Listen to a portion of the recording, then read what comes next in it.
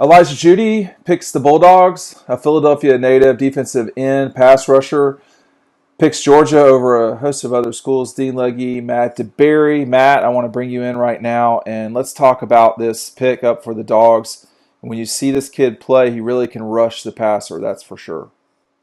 Yeah, I don't know if he's strictly going to be an outside linebacker or true defensive end, about 6'3", I think pushing 250 pounds. So he could probably do a little bit of both. That's what his high school head coach told me a few days ago when I reached out to him about Elijah. But he can really get after the passer, and you can see that in the film. But he also sets the edge there. I like his hands, big kind of strong hands. But again, when I reached out to his coach, the first thing he told me is that, he's a natural, hard worker, great leader. He talked all about, that stuff and, off the field characteristics more than what he can do on the field, which I kind of had to drag out of him a little bit. But, he told me that he's worked on a lot of different pass, rushing techniques and moves, but he's also very good against the run. So he does a lot for you. And, it's an easy reason to see why Georgia went after this kid. And he also talked about, being from Philadelphia and the type of pride that they have playing up there. Georgia's done pretty good in that area with Mark Webb and obviously DeAndre Swift. So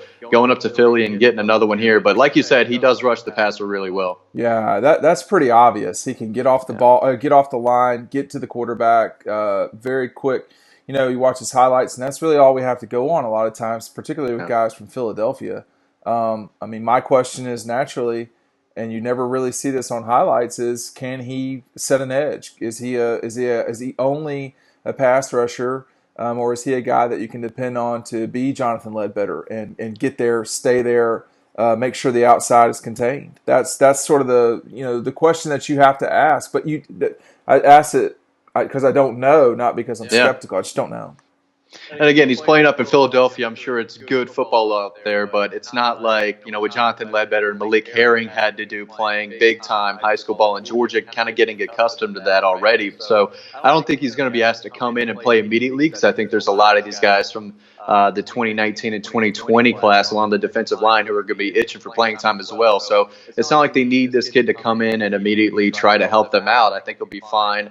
In a reserve role for the time being and just developing a little more. Apparently he has all the tools, mentally to learn, and he wants to grow, be a technician, all of that. And again, that's in the story that I wrote about him over on Dog Post now. So if he's willing to learn and kind of sit back and work on his craft with a guy like, Dan Lanning, one of the top young defensive coordinators in the country, then who knows? He might have a considerable role on this team down the stretch. But for now, I do think it's a nice little pickup. They needed an edge guy. They got two guys committed already, Jonathan Jefferson and Marlon Dean, who will likely play on the interior of the defensive line. So Jeudy's definitely a guy who will play either outside linebacker or defensive end, depending on the scheme or what Kirby wants to do in the situation. But we know he can rush the passer a little bit. No, he's really good at that. I gotta say. Now, I don't know if he can. Again, I don't know. I don't know if he can set the edge the way you want, but I know he can rush the passer. That's obvious. And